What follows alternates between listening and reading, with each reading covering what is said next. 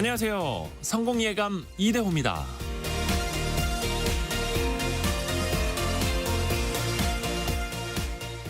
영롱한 빛깔을 뽐내고 눈부신 광채를 자랑하는 보석. 하지만 가공되기 전 원석의 상태에서는 사람을 매혹시키는 광채도 빛깔도 낼 수가 없습니다. 냉정하게 원석을 선별하고 정밀하게 절단해내고 무자비한 마찰을 통해 연마해야만 진정한 보석으로 다시 태어날 수 있죠. 원석은 이미 수백만 년에 걸쳐서 높은 압력과 온도 속에서 만들어져 왔는데 땅 위로 올라온 뒤에도 가혹한 가공 과정을 거칩니다. 보석은 마찰 없이 광채를 낼 수 없고 사람의 성공도 고난 없이 완성될 수 없습니다. 강한 압박을 견뎌야 하는 환경이라면 또 주변 사람들과 마찰을 피할 수 없는 상황이라면 그걸 단순한 고통이 아니라 나를 더 빛나게 만드는 중요한 과정으로 여기고요. 나 자신을 더 가공해 보시죠. 전에는 알지 못했던 놀랍도록 아름다운 빛깔과 광채를 나에게서 얻을 수 있을 겁니다. 성공예감 이대호입니다. 시작합니다.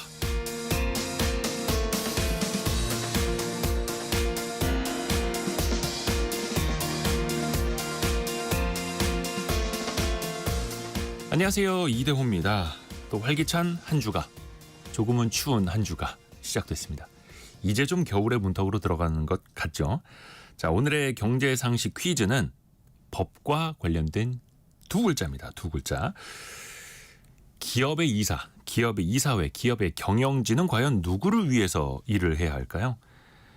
이 법의 제382조 3 이사의 충실 의무가 담겨 있는데요. 그걸 놓고 논란이 일고 있습니다. 더불어민주당에서는 이사의 충실 의무 대상을 그냥 회사가 아니라 주주까지 확대하자, 그런 내용의 개정안을 당론으로 채택했습니다. 하지만 재계에서는, 이 재벌가에서는 정상적인 경영 활동을 위축시킨다, 기업 경쟁력이 크게 훼손될 수 있다, 이런 법 개정에 반대하고 있습니다. 기업의 경영 그리고 상거래에 관한 법률, 두 글자로 뭐라고 할까요? 쉽습니다. 쉽습니다. 헌법 아니고요. 두 글자입니다. 두 글자. 민법 아니고요. 형법도 아니고요. 두 글자로 그 법을 맞춰주시면 됩니다. 상거래에 관한 법률. 자, 짧은 문자 50원, 긴 문자 100원이 드는 샵 9730, 또 KBS 콩 열려 있고요. 추첨을 통해서 다양한 선물 보내드리는 거 알고 계시죠? 자, 유튜브를 통해서도 함께 하시죠. 성공예감 이대호입니다. 자주 검색하시면 성공이 가까워집니다.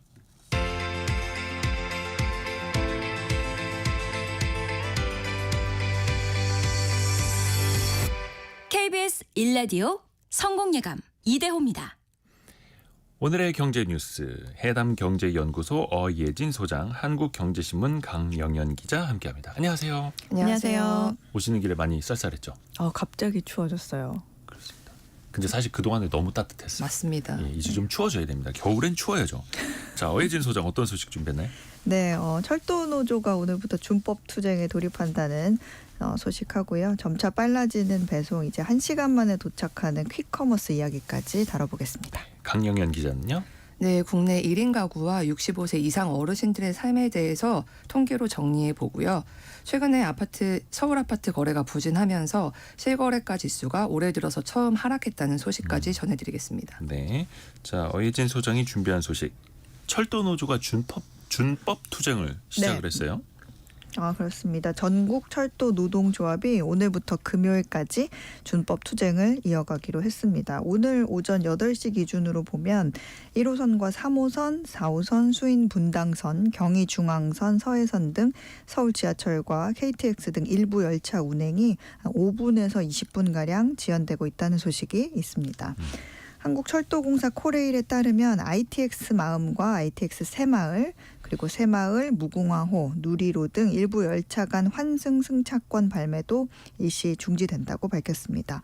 코레일은 열차 운행을 축소할 계획은 아직 없다면서 시간이 지나고 정비 열차가 얼마나 나오는지에 따라서 열차가 지연될 가능성도 또 있기 때문에 지연 시간을 예측하기 어려워서 급한 일정이 있는 시민들은 다른 교통을 이용하는 것이 좋겠다, 이런 안내 문자를 보내기도 했습니다. 철도노조가 이렇게 준법 투쟁에 나선 그 이유도 들어봐야죠. 가장 주요한 내용은 이제 기본급 2.5% 정액 인상, 그리고 부족한 인력 충원 231억 원 임금 체불 해결입니다.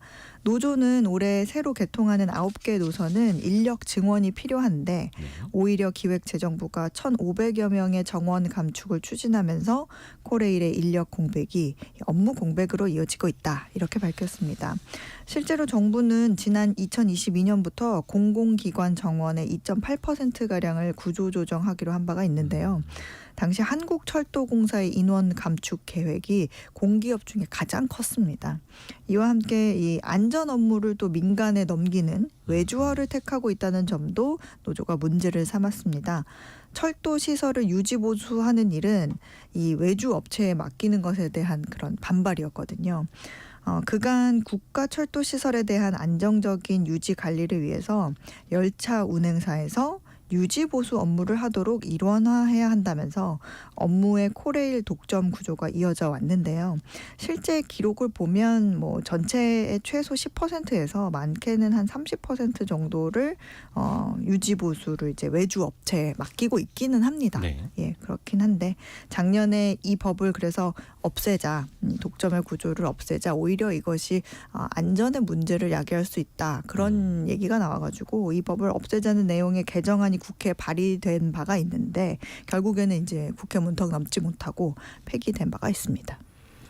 근데 일단 금요일까지만 준법 투쟁이고 그 이후에는 그러면 파업까지 갈까요? 일단 오늘부터 이 안전 일터 지키기 행동 요거를 시작합니다. 네. 이른바 이게 준법 투쟁인데 뭐 예를 들면 이런 겁니다. 작업 중에 뛰어다니지 않기, 뭐 휴게 시간 지키기, 철저한 승객 승하차 확인하기, 역 정차 시간을 준수하고 운전 중에 생리 현상 해결을 위한 화장실 이용 등 이렇게 법에 보장된 근로 규칙을 지키는 행동 등이 포함이 되어 있습니다. 그러나 뭐 이제 회사 측 입장에서 봤을 때는 업무의 뭐 효율성이라든가 시간적인 문제가 이제 걸리겠죠. 네, 이후 목요일에는 이제 총파업 예고 기자회견 등을 거쳐서 다음 달 초에 무기한 총파업에 돌입한다는 그런 계획입니다. 서울 지하철도 파업 얘기가 나와요? 네, 서울 지하철 1호선부터 8호선을 운영하는 서울교통공사의 제1노조는 지난주 파업 찬반 투표를 시작했습니다. 오늘 오후 1시에 마감인데 이 투표 결과가 과반이 찬성표를 던지면 이제 가결이 되는 거죠. 네. 제1노조는 서울교통공사 안에서 조합원 수가 가장 많은 조직입니다. 여기에도 이제 가장 큰 쟁점이 인력 조정이거든요. 교통공사는 이제 인력 감축이 필요하다. 그리고 노조는 신규 채용이 필요하다 이런 입장입니다. 임금 협상도 이제 지난달 말까지 여러 번에 걸쳐서 협상을 하긴 했는데 모두 결렬이 됐습니다. 이미 서울 지하철 9호선 등 민자철도 3사 노조도 파업을 결정하고 또 공동 투쟁에 나서기로 한 상황이어서 서울교통공사까지 파업이 가결될 경우에는 서울을 비롯한 수도권 교통에 좀 혼란이 생길 수 있어 보입니다. 앞으로 또 이 소통 상황, 또 진행 상황 계속해서 좀 챙겨봐야겠네요. 자, 강영현 기자에게 갑니다. 그 1인 가구 관련된 통계가 굉장히 많이 나왔더라고요. 네. 일단은 1인 가구는 한 달에 얼마를 버는지 소득 관련된 것부터 챙겨볼까요? 네, KB금융그룹이 2024 한국 1인 가구 보고서를 발표했는데 네. 여기서 1인 가구 월 평균 소득이 315만 원으로 나타났습니다. 근데 이 중에 40%를 주거비, 식비, 여가비 이런 생활비로 지출하는 것으로 나타났는데요. 그래서 월소득에서 이런 생활비, 대출금 상환, 그리고 저축 등을 하고 남은 여유 자금은 전체의 16%에 불과한 것으로 나타났습니다. 그러니까 2년 전보다 생활비 그리고 대출 상환 비중이 늘어나면서 여유 자금도 4%가량 감소했다는 분석입니다. 조사 대상 1인 가구는 대부분 임금 근로자인 것으로 나타났는데요. 그리고 절반 이상이 부수입 활동을 한다라고 답을 했습니다. 그래서 왜 이렇게 부업을 하는지 물어보니까 여유 비상자금을 마련하기 위해서 또 시간적 여유가 있어서 그리고 생활비가 부족해서 이런 답변이 꼽혔습니다. 네. 부업의 종류로는 이제 어플리케이션을 활용해서 광고 시청을 하는 이른바 앱테크의 비중이 40%를 넘었습니다. 또 1인 가구의 절반 이상은 대출을 보유하고 있었고요. 그 평균 대출 잔액은 7,800만 원. 가장 많은 것은 담보대출이었습니다. 네. 그 뒤로 신용대출, 자동차 대출, 카드론, 그리고 학자금 대출 등의 이제 기타 대출 순이었습니다. 대출이 많았군요. 1인 가구도. 네. 나머지 소득은 어디에 쓴답니까? 소비도 한번 살펴볼까요? 네, 일단 우리나라 1인 가구는 밥도 조금 먹는 것으로 나타났는데 하루 평균 1.8끼를 먹었습니다.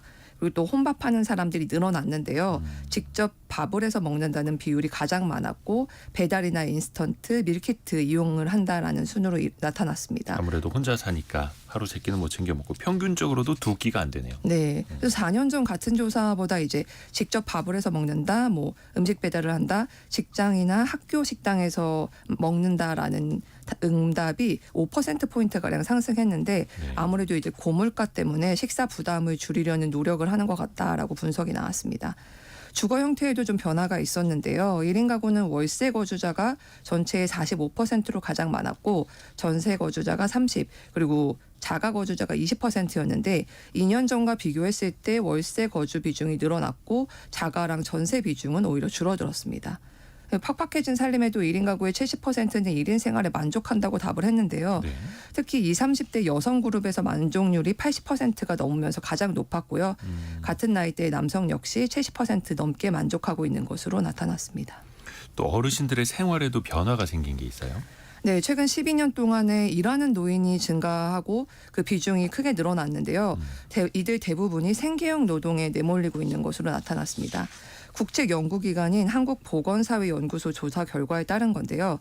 현재 일하는 65살 이상의 노인 비중이 40%에 육박하는 것으로 나타났습니다. 지난해 기준으로 했을 때 65살 이상 노인 1명 이상이 있는 가구에 연간 소득이 3,500만 원 정도로 집계가 됐는데 이 중에서 근로사업 소득이 절반 이상인 겁니다.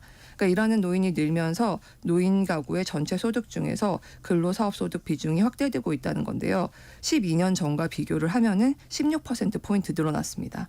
반면 노령연금이나 기초연금, 그리고 국민기초생활급여, 각종 수당과 같은 이제 정부 복지 혜택 수준을 가늠하는 공적 이전 소득은 같은 기간 제자리 걸음을 걸었고 자녀 용돈과 같은 사적 이전 소득은 30%가 줄어든 것으로 나타났습니다. 그러니까 자녀의 지원은 중단되고 사회복지 수준은 별반 나아지지 않는데 노년이 돼도 일을 하지 않으면 이제 살아갈 수 없는 각자 도생의 경향이 커지는 모습이다라는 분석이 나왔습니다. 그래서 사실 노년기에 일은 사회에 기여하고 또 삶의 의미를 찾을 수 있는 자발적인 선택일 때는 긍정적인데 그렇죠. 한국에서는 높은 노인 빈곤율 또 사회보장제도의 한계 등으로 어쩔 수 없이 일을 하는 상황이 나오고 있다라는 분석이 나옵니다. 일하는 노인과 일할 수밖에 없는 노인, 천지차이인 거죠. 네. 자, 어이해진 소장이 준비한 두 번째 소식. 사실 뭐 이길 배송, 새벽 배송, 당일 배송까지도 많이 들어봤는데 네. 이제는 1시간 배송까지 등장했어요. 네, 뭐 한때 한 이커머스에서 아침 7시 전에 그 배송 서비스를 도입하면서 그 네. 유통업체들 사이에서 너도 나도 빨리 배송하는 그런 경쟁이 시작됐는데 요즘은 뭐 3시간 이내부터 뭐 더 빠르게는 1시간 이내에 즉시 배송해주는 그런 서비스가 생겨나고 있습니다. 거의 뭐 주말 저녁 치킨 오는 시간이랑 비슷하네요. 맞습니다. 근데 빠른 배송이 뭐 일단 뭐 비단 음식이나 뭐 생필품, 뭐 그다음에 식료품 이런 거에 그치지 않고요. 네. 이제는 뭐 가전 제품까지도 당일 배송이 가능해졌다는 점이 눈에 띕니다. 뭐 예를 들어서 낮 12시까지 특정 시각까지 주문을 이제 하고 배송비를 내면 당일 배송 설치를 해주는 거죠. 그래서 뭐 우리가 TV 같은 거 사려고 하면 이사하는 김에 네. 그러면 이제 이삿날에 맞춰서 미리 주문을 했잖아요. 네. 그리고 뭐 배달도 배송 설치도 예약해야 되고 예, 그렇죠. 그랬는데 지금은 이제 시키면 바로 TV가 당일에 설치되는 가전 제품까지도. 네, 그런 시대가 온 겁니다. 당일도 사실 빠른 것 같은데 주문 즉시 상품을 배송해주는 퀵커머스 시장도 경쟁이 치열합니다. 뭐 저도 이제 마트에서 깜빡하고 안 사온 것들, 네. 근데 요리를 하려고 했는데 당장 필요한 식재료가 있을 때 이제 마트까지 다녀올 시간이 없으면 이제 배달 어플 이용해가지고 대신 장을 봐서 즉시 가져다주는 서비스가 있거든요. 그래서 그걸 종종 이용하는데 이제 물론 이제 얼마 이상 사야 되는 그 금액 제한이 있어서 굳이 안 사도 되는 물건들을 더 사게 되는 그런 거는 있지만 그래도 바로 식료품을 받아서 뭐 한 20-30분 안에 받아서 요리를 할 수 있다는 그런 장점이 있죠. 근데 이번에 한 대형 포털도 뭐 오늘 배송, 내일 배송, 새벽 배송, 희망일 배송뿐만 아니라 퀵커머스인 지금 배송이라는 것까지 도입을 하면서 배송에도 선택의 폭을 넓히는 그 서비스를 도입한다. 이래서 주목을 좀 받았습니다. 뭐 이렇게 되면 근데 이제 택배 뭐 같은 이제 배달 수요도 늘어나게 될 텐데요. CJ 대한통운은요 내년 초부터 주 7일 배송을 핵심으로 하는 서비스를 준비하고 있다고 합니다. 김명연님도 가전제품 부속품을 주문했는데 원하는 날짜 지정해서 배송 가능해서 좋더라고요. 또 이렇게 보내주셨는데 사실 소비자 입장에서 굉장히 편리하니까 좋은 거죠. 네. 그런데 일단 뭐 배달 기사님들의 부담이 늘어날 수도 있는 거고 이게 또 골목 상권을 침해한다 이런 문제도 꾸준히 나오잖아요. 네, 그렇습니다. 주문한 상품을 뭐 1시간 안에 30분 안에 이런 식으로 해서 경쟁 구도가 이제 형성이 되면 네. 아무래도 배달 기사의 업무 위험도가 그만큼 높아질 수가 있죠. 왜냐하면 배달비가 예전에 비해서는 굉장히 낮아진 수준이기 때문에 생계를 유지하려면 더 빨리 많은 배달을 해야 하기 때문입니다. 뭐 코로나 때만 해도 꽤 높았던 그 배달비가 지금은 뭐 3,000원에서 3,500원대로 좀 낮아졌는데 여기에다가 이제 뭐 고용이나 산재 보험료, 유류비 이런 걸 제외하면 지금 뭐 최저 임금을 조금 웃도는 금액을 벌게 되는 상황입니다. 이 때문에 이 많은 배달 기사들이 부담 때문에 필수 보험조차도 가입하지 않는 경우가 많아요. 국토교통부 자료를 보면 지난해 기준 배달기사 10명 중에 6명은 필수 보험인 유상운송보험 가입이 되어 있지 않았습니다.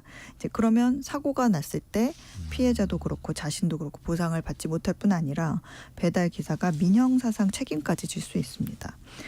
골목 상권 침해도 퀵커머스 성장에 따른 또 다른 이제 이슈가 되고 있는데 그렇죠.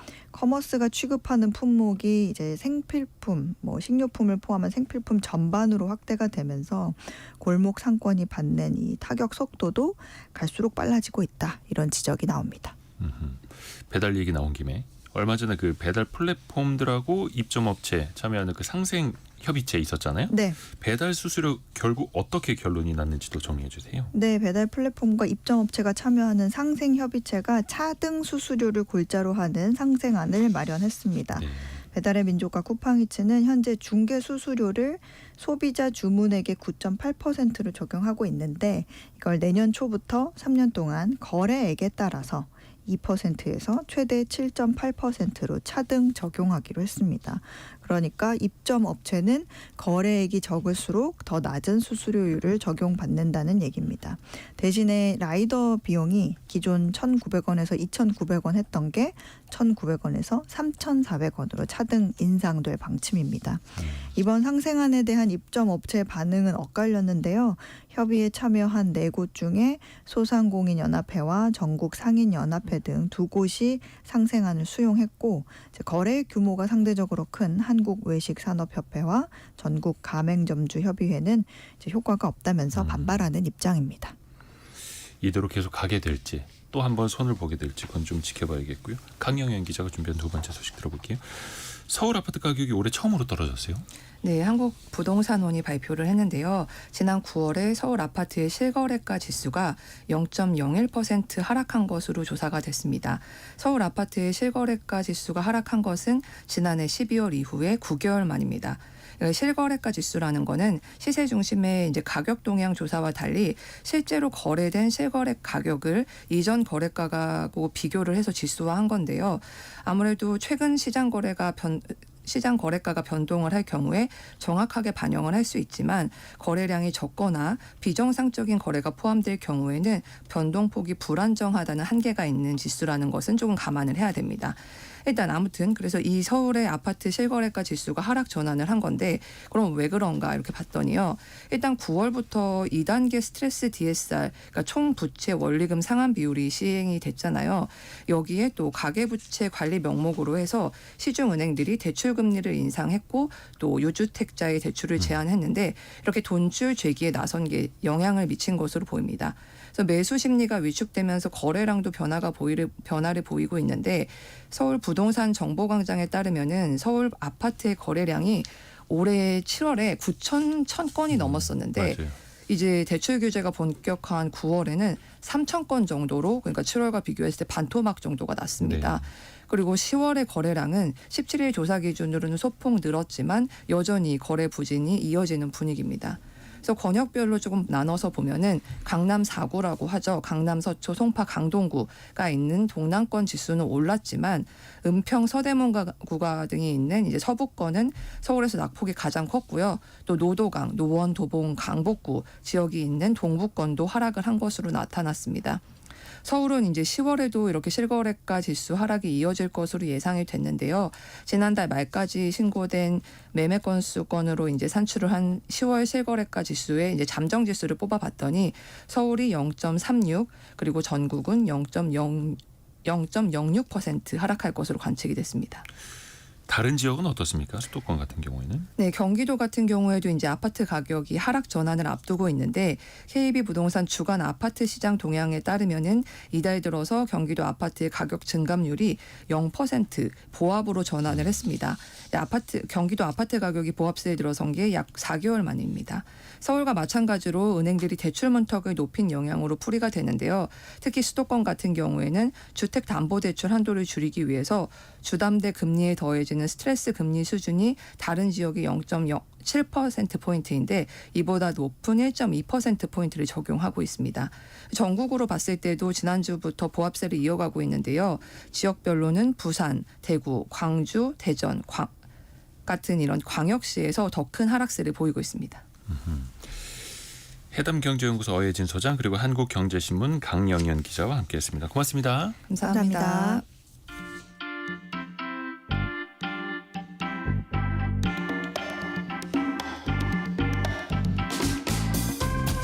지금 여러분께서는 KBS 일라디오 성공예감 이대호입니다를 듣고 계십니다.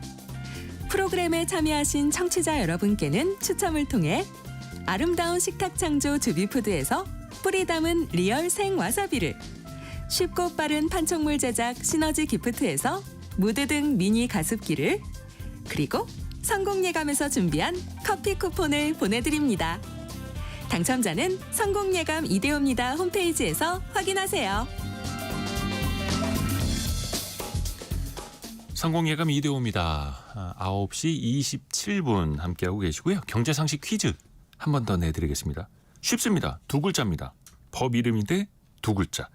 기업의 경영과 상거래에 관한 법률 두 글자. 이거 맞춰주시면 되는데요. 특히 이 법 안에 있는 제382조의 3. 이사의 충실 의무와 관련해서 이걸 개정하자 이런 바람이 불고 있죠. 국내 주식의 저평가를 해소할 방안이다. 또 한편에서 아니다. 기업의 경쟁력을 떨어뜨린다.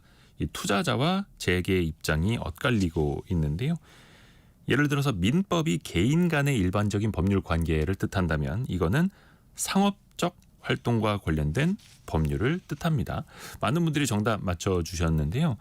신승호님, 주식회사가 주주를 우선해야지 그럼 상장하지 말던가요? 정말 속아 웃을 일입니다. 라고 지적을 해주셨고요.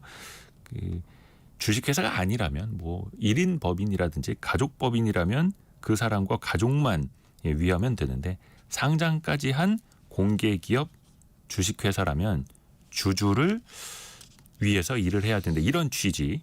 그게 바로 이제 이 개정 움직임으로 알고 있습니다.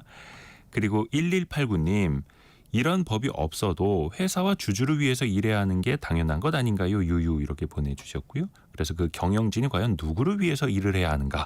이 근본적인 또 질문을 해보는 그런 시기이기도 합니다. 0702님이 쓴소리 보내주셨네요. 기업의 가치와 사회적 관점에 따르면 이사의 의무 또한 확대하는 게 맞을 듯합니다. 한국의 기업은 오너가의 이득을 위한 기업인가 싶어요. 이렇게 지적도 해주셨고요. 그래서 개정 움직임. 그런데 또 재계에서는 너무 우리의 경영 활동을 위축시킬 수 있다. 이렇게 반발하는 그 법 두 글자로 맞춰주시면 됩니다. 짧은 문자 50원, 긴 문자 100원이 드는 샵 9730이나 KBS 콩으로 보내주시면 됩니다. 오늘의 움직임에 주목하고 세상의 흐름을 놓치지 않습니다. 여러분의 내일을 응원하며 성공의 열쇠를 함께 찾아갑니다. 성공예감 이대호입니다.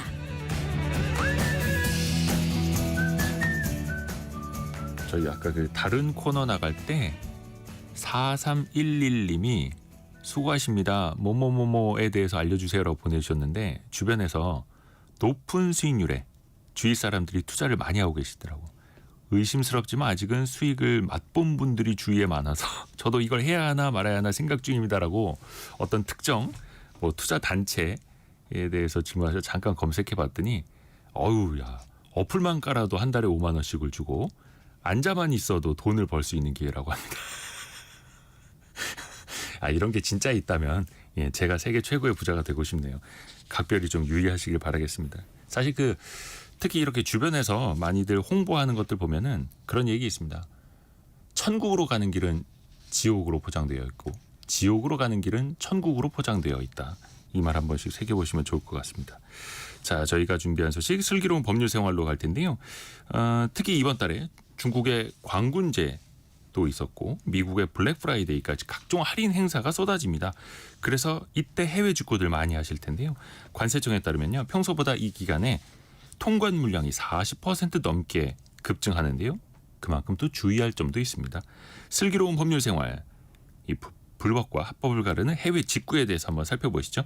법무법인 길도 윤예림 변호사와 함께합니다. 안녕하세요. 안녕하세요. 윤여림 변호사입니다. 변호사님도 직구 때 조금 하신다고. 네, 가끔 합니다. 네. 일단 아예 사서는 안 되는 거, 네네. 직구를 해서는 안 되는 것부터 좀 알려주세요. 네. 직구할 때 사실 여러 가지 신경 쓰고 물건 예. 고르셔야 됩니다. 일단은 직구할 때 저희가 고려해야 되는 법들 명칭만 해도 굉장히 많아요. 관세법, 식물방역법, 가축전염법, 전염병 예방법, 수산생물질법 관리법, 상표법, 저작권법 이런 부분들을 저희가 다 이제 따져보고 직구를 해야 됩니다. 일단 뭐 각각의 법에서 금지하고 있는 물품들을 간단하게 말씀을 드리면 관세법상에서는 뭐 화폐, 채권이나 그밖에 유가증권의 위조품, 변조품, 모조품 이런 거 들어오면 안 되고요.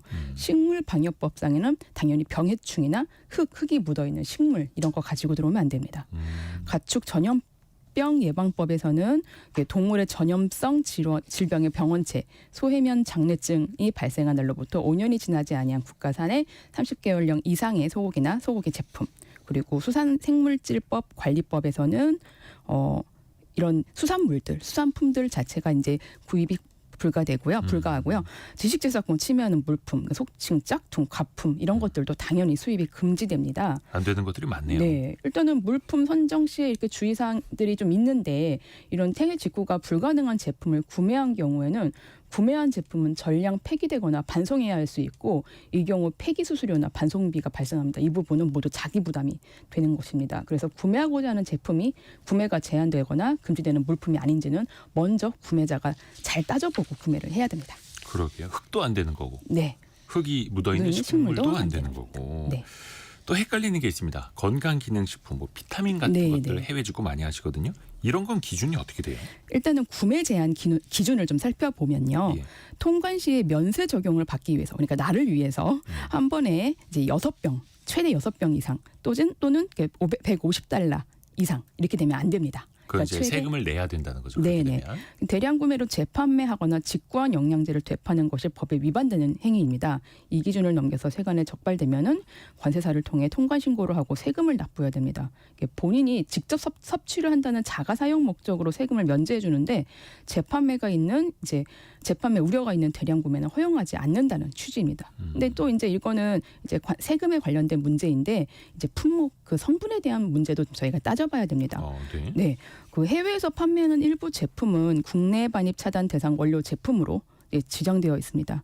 국민 건강에 위해를 줄 우려가 있는 성분과 원료는 차단 대상인 것인데요. 식품의약품안전처 해외 직구 식품 올바로 사이트에서 유해 식품 정보 제공이 되어 있으니까 비타민 같은 사실 일반 성분이 아닌 우리나라에서는 좀 생소한 성분이 들어가 있는 영양제를 구매하고 싶다라시는 분들은 꼭 이 사이트 확인해 보셔야 됩니다.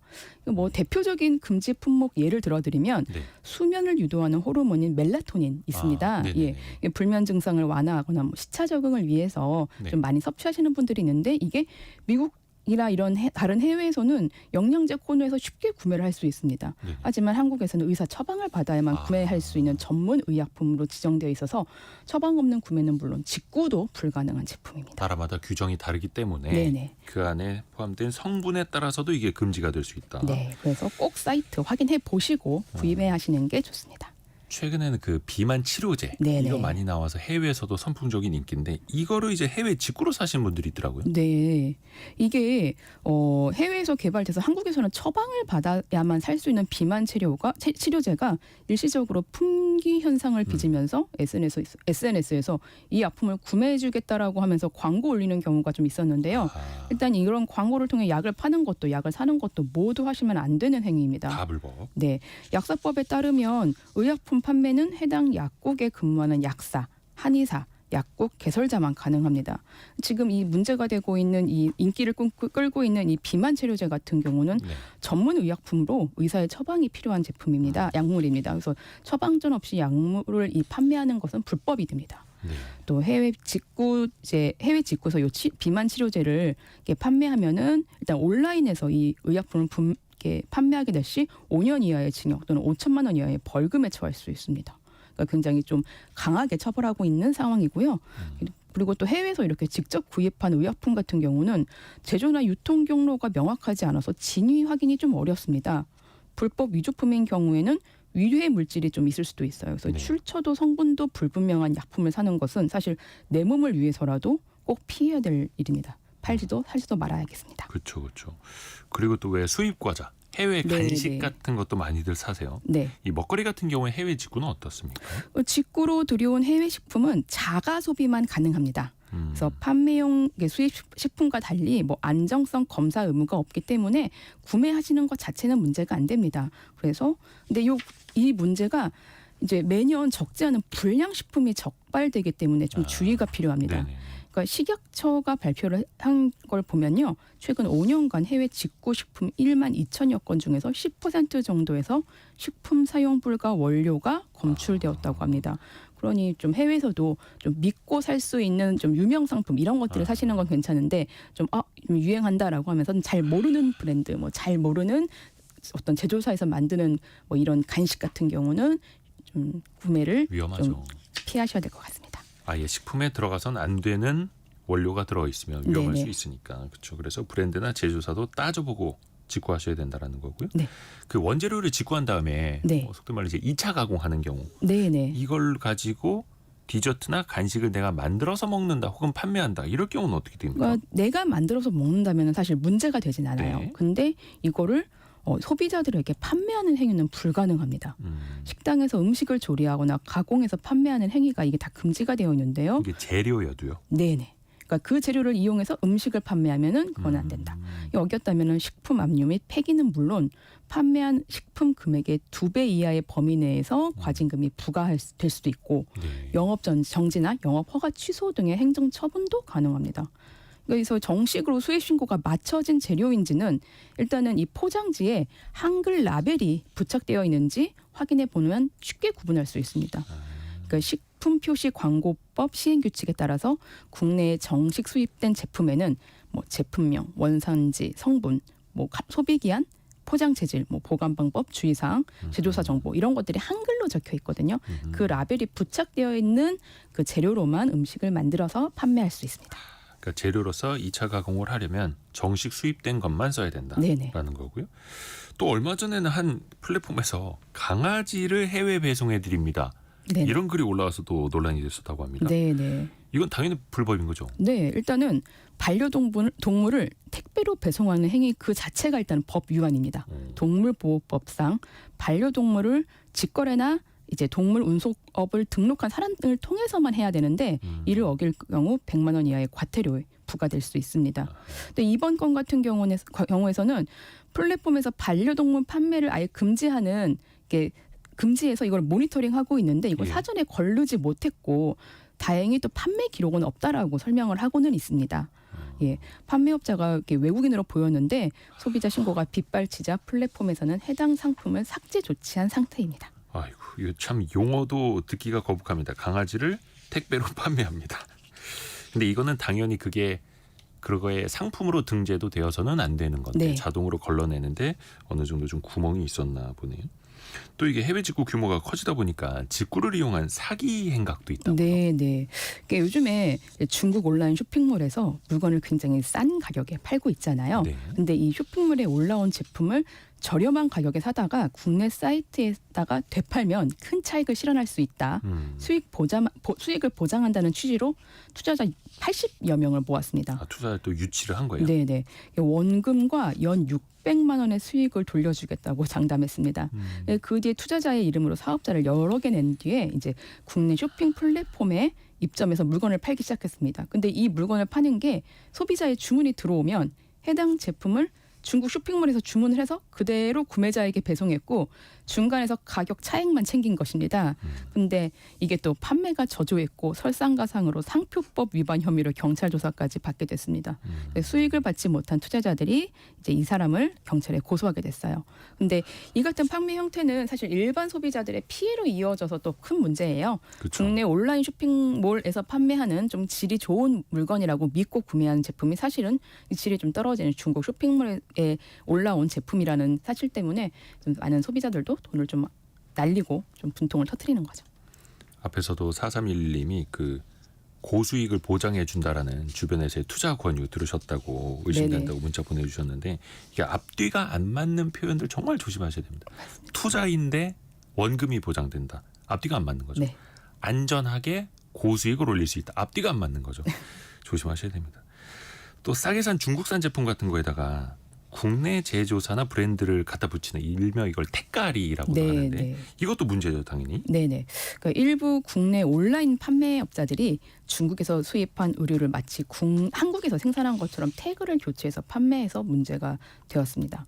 그러니까 한국 소비자원에 따르면 그 소비자원의 상담이 접수된 의류 관련 상담은 지난해보다 25% 이상 늘어난 것으로 파악을 하고 있는데 이 중 상당수는 의류 태그를 국내 브랜드로 바꿔서 다는 이 택가리 관련 상담으로 알려져 있습니다. 이런 택가리 과정에서 옷값은 최소 2배가 뜁니다. 패션업계 관계자는 이제 중국 쇼핑몰에서 배송비 없이 살 수 있는 2만 원짜리 원피스가 한국 플랫폼에서는 버젓이 4만 원에 팔리고 있다라고 설명하고 있습니다. 그러니까 제조국을 허위로 표시해서 국내에서 거래하면은 원산지 표시법 위반, 그리고 상호와 디자인이 등록되어 있는 상품의 라벨을 임의로 교체하거나 섬유 혼용료를 비롯해서 뭐 제조자명, 뭐 수입국, 뭐 제조국, 제조일자 등을 의도적으로 거짓을 표시하면은 모두 다 불법으로 되는 것입니다. 뭐 판매자 입장에서는 같은 원단이고 같은 디자인인데 뭐가 문제냐 이럴 수도 있겠습니다만 이게 어찌됐든 간에 제조국, 제조일자 등등을 위조를 하는 거죠. 네네. 결과적으로는 당연히 불법이라는 거고요. 또 그게 안전성도 확인이 안 됐을 수도 있는 거고요.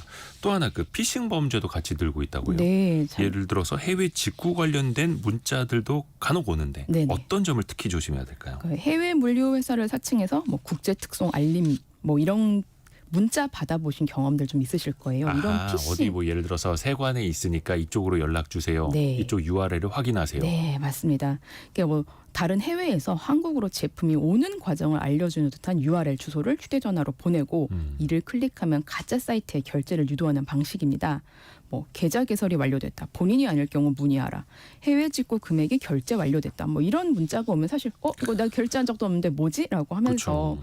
이제 클릭을 할 수 있잖아요. 근데 이런 문자들을 보내면서 이게 문제가 되었습니다. 그래서 이런 그 메시지를 대량으로 보내는 업체들도 좀 적발이 됐는데요. 이 업체들은 10년 동안 문자를 수십억 건이나 보내기도 했습니다. 그러니까 그 중에 하나만 걸려라 이거죠. 네, 그렇죠. 온 국민이 몇십 차례씩은 받았다고 봐야겠습니다.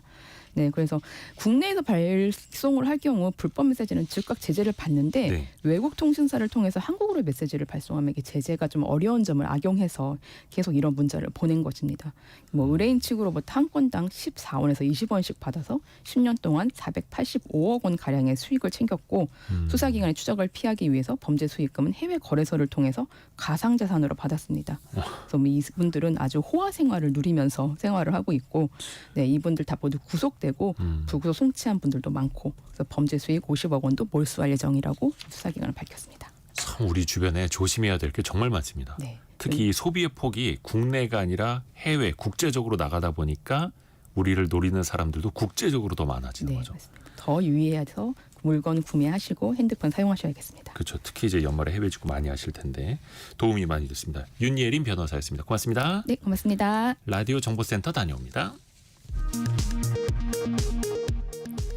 합동참모본부는 북한이 약 3주 만에 다시 대남 쓰레기 풍선을 부양하고 있다고 밝혔습니다. 앞서 북한 김정은 국무위원장의 친동생 김여정은 한국에서 보는 정치 전단 등이 북한에 떨어졌다며 그 대가를 치르게 될 것이라고 위협했습니다. 국회 예결특위는 오늘 예산안 조정 소위를 열어 677조 원 규모의 내년도 예산안에 대한 세부 심의에 착수합니다. 상임위에서 삭감된 권력, 사정기관 특수활동비와 정부 예비비 등을 놓고 공방이 예상됩니다. 민주노총 철도노조가 부족인력 충원과 기본급 2.5% 인상 등을 요구하며 오늘부터 준법투쟁에 들어간다고 밝혔습니다. 한국철도공사 코레일은 준법투쟁을 태업으로 규정했습니다. 올해 4인 가족 김장 비용은 전통시장에서 재료를 구매할 경우 33만 1,000원대로 역대 가장 높은 수준으로 조사됐습니다. 지금까지 라디오 정보센터 뉴스 정한나였습니다. 오늘 증시 상황이 조금은 이제 훈풍이 불고 있습니다. 삼성전자가 6% 이상 급 반등을 하면서 지난주 금요일에도 6% 이상 올랐었는데 거의 2거래일 연속 6%씩 반등을 하면서 삼성전자가 거의 코스피를 2% 이상 올라가는데 크게 기여를 하고 있습니다. 코스피는 2.15% 오른 2,468, 코스닥도 1.2% 오른 693 가리키고 있고요. 오늘 같은 날 상장지수 펀드 ETF나 ETN 같은 것도 덩달아서 오르기도 하는데요. 이게 좀 헷갈리기도 하시죠? 뭐 주식, 원자재, 어떤 그 개별 종목에 대한 위험은 피하면서도 간접적으로 투자할 수 있는 방식인데요. 상장지수 펀드 ETF, 상장지수 증권 ETN 좀 헷갈리기도 합니다. 그런데 ETN 같은 경우에는 종목 수만 400개 이상, 또 미국 다음으로 시장 규모가 우리나라가 크기도 합니다. 어떻게 이렇게 커졌는지 한번 들어보시죠. 돈워리 투자백서 시간, 어서민의 성선화 대표와 함께합니다. 대표님 안녕하세요. 네, 안녕하세요. 우선은 ETF는 많이들 들어보셨을 텐데 ETN하고는 또 어떻게 차이가 있는지 그 개념부터 좀 설명해 주세요. 네, 사실 ETN과 ETF의 어떤 투자 원리는 동일한데요. 상품의 구조가 조금 다르다고 할 수가 있습니다. 이제 ETN 같은 경우에는요, 이제 증권사에서 발행하는 노트, 그러니까 채권 형태이거든요. 그러니까 기초 자산이 있으면 그 증권사에서 그 기초 자산을 직접 담는 게 아니라 그 기초 자산을 추종하는 파생 결합 증권을 만드는 건데요. 한마디로 정의를 내리면 가격은 추종하지만 실물은 담고 있지 않다. 그러니까 증권사에서 발행하는 증권의 형태다. 이렇게 이해를 하시면 편하실 것 같습니다. 그 다른 점이 그러니까 ETF는 자산운용사들이 만든 네. 거고 ETN은 증권사가 만든 거고요. 그리고 네. 실제로 자산을 담고 있느냐 안 담고 있느냐 이게 가장 큰 차이겠네요. 네, 맞습니다. 어떤 상품들이 인기인지 한번 좀 살펴볼까요? 네, 지금 제가 최근 한 달 동안 네. 어떤 상품들이 많이 거래되는지 리스트를 한번 뽑아봤는데 역시 최근에 이제 시장이 안 좋다 보니까 이제 코스닥 인버스 상품들이 거래량 순위에 많이 올랐고요. 그리고 그 다음으로 많았던 게 이제 원유에 투자하는 이제 원유 레버리지 상품. 그러니까 원유 또는 이제 뭐 코스닥 레버리지 또는 인버스로 이제 ETN 상품을 많이 투자를 하고 있다. 이렇게 특징이 나타나고 있습니다. 어떤 방향성 투자 그것도 네. 막 2배로 방향성에 베팅하는 것들. 네. 이 수익률 측면에서도 어떻게 봐야 될까요, 이거를? 수익률 같은 경우에는요, 이게 인버스 같은 경우는 최근에 사실 수익률이 굉장히 높았었거든요. 시장이 워낙 안 좋다 보니까는요. 인버스 수익률은 최근 한 달 동안 가장 높은 수익, 코스닥 레버리지, 네. 코스닥 150 레버리지 상품이 최근 한 달 동안 수익이 가장 좋았습니다. 시장이 안 좋을 때는 당연히 이제 떨어지는 쪽으로 베팅을 하는 그게 역설적으로 또 오를 수밖에 없는 거고요. 물론 그거는 예측은 불가능하거나 어렵거나. 네, 쉽지가 않죠. 네. 근데 ETN을 이렇게 검색을 해보면요. 상품 네. 이름이 길어도 너무 깁니다. 뭐 예를 들어서 인버스 2X 천연가스 선물 ETN 괄호 열고 H 괄호 닫고 B. 네. 이거 뭐 암호입니까? 네, 일단 이제 인버스라는 게 딱 들어가면 얘가 이제 방향성이 반대로 갔을 때 수익이 난다. 레버리지가 딱 들어가면 방향성이 상승으로 갔을 때 수익이 난다. 이 상품이고요. 그다음에 이제 2X가 이제 2배라는 뜻이거든요.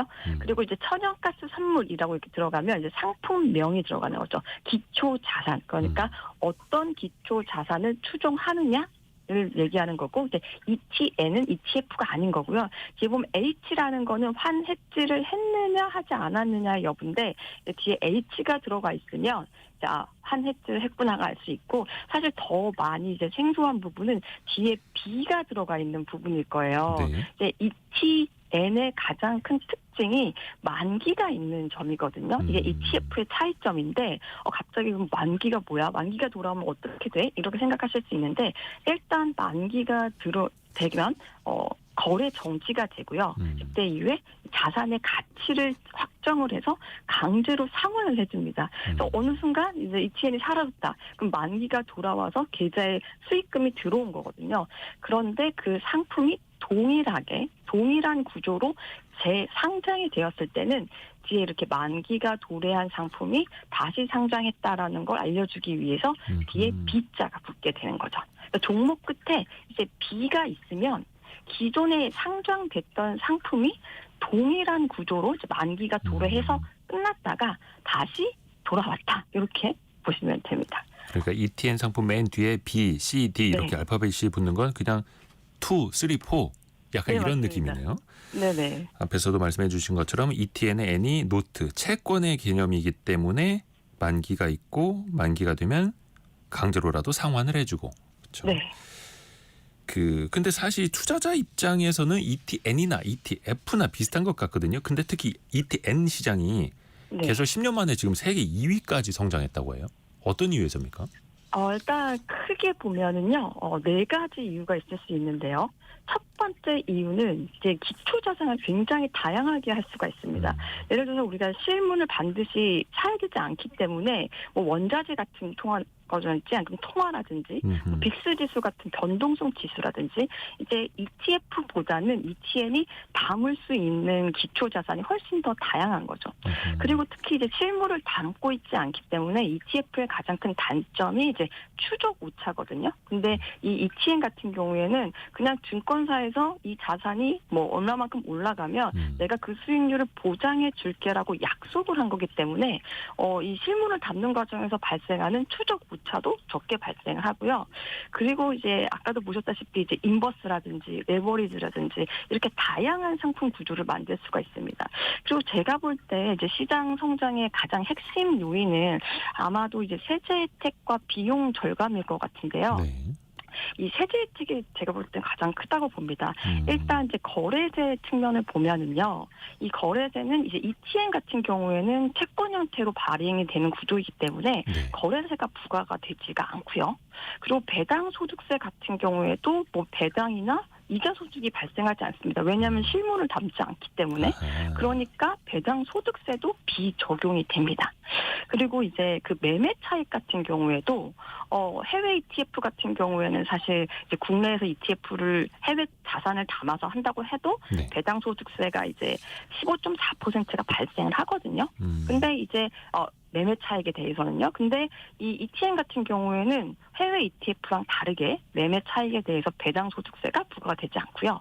그리고 이제 뭐 여러 가지가 있겠지만 이제 매매 차익에 대해 해외 ETF 같은 경우에도 이제 배당 소득세 비과세가 때문에 일단 전반적으로 이제 세금 혜택이 크기 때문에 이런 혜택들을 보기 위해서 ETN 투자를 더 많이 선호할 수가 있습니다. 그렇죠.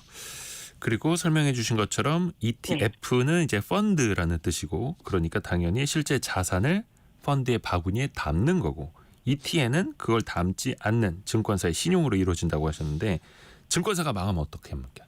네. 사실 이게 ETN의 가장 큰 리스크라고 할 수 있는 게 이제 증권사에서 보증을 하고 발행을 하는 그런 만기가 있는 상품이기 때문에 네. 만약에 증권사가 부도가 난다라고 하면 이 ETN 상품도 이제 없어지게 되는 거거든요. 그래서 증권사 부도 리스크가 가장 크다고 할 수 있는데 이거를 방지하기 위해서 정부에서도 ETN을 발행할 수 있는 증권사들 같은 경우에 특정 증권사들로 이제 한정을 지어놓거든요. 가장 큰 리스크는 증권사 리스크지만 이런 거를 좀 방지하기 위한 장치들도 있습니다. 그러니까 소형 증권사는 자기네가 ETN 발행하고 싶어도 못하는 거고 네. 자본금이 충분한 재정 건전성이 높은 대형 증권사들 위주로 이걸 발행을 하는 거죠. 네, 맞습니다. 그렇죠. 그리고 아직까지는 이제 그런 안 좋아진 케이스는 없었고 이 밖에도 네. 투자하기 전에 확인해야 할 지표 같은 거 있다면 좀 알려주세요.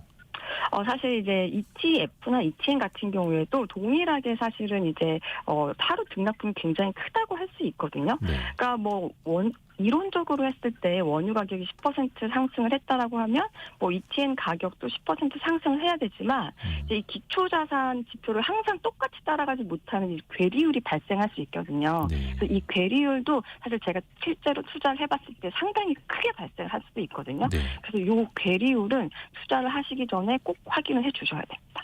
아까 그 ETN 같은 경우에는 이제 만기가 되면은 강제로 상환된다라고 했는데 괴리율 그러니까 실제 가치보다 그냥 시장에서 오가는 가격이 너무 거품이 끼어 있을 때는 나중에 상환받을 때는 원금 손실 볼 수밖에 없는 거죠. 내가 산 네, 가격보다. 맞습니다. 네. 그렇죠. 그것도 조심하셔야 됩니다. 오늘도 그 천연가스 관련된 2배짜리 ETN이 가장 또 많이 오르고 있네요. 항상 또 이걸 이제 레버리지 효과를 이제 크게 보시려는 분들이 조금 네. 이제 무리해서 마치 이제 홀짝 게임 마치듯이 또 하시는데 그거는 아주 일부분만 그렇죠. 일부분만 이걸 적립식으로 모아가는 것도 괜찮은 방법이죠. 네. 근데 사실 적립식으로 모아가실 때는 굉장히 안전한 기초자산 위주로 그렇죠. 가시는 기초자산이 게 맞고, 중요하고. 네, 방향성 투자를 레버리지로 한다든지 인버스를 한다든지 이럴 때는 최소한 좀 단기로 접근을 하시는 게 훨씬 더 안전하다고 할 수 있습니다. 그렇죠. 그래서 변동성이 큰 자산은 적립식으로 모아가도 좀 불리할 수밖에 없는 거고요. 기초자산 자체가 또 중요하다는 것 한 번 더 말씀드립니다. 어서민의 성선화 대표였습니다. 고맙습니다. 네, 감사합니다. 감사합니다. 오늘 모처럼 증시가 좀 반등을 하는데요. 2부에서 개미스쿨 시간에 조금 더 깊이 있게 한번 들어보시죠. 이번 주에 엔비디아 실적 발표도 있고요. 삼성전자가 모처럼 좀 크게 반등하는데요. 증시각도기 곽상준 부장과 함께 10시 5분에 금방 같이 돌아오겠습니다.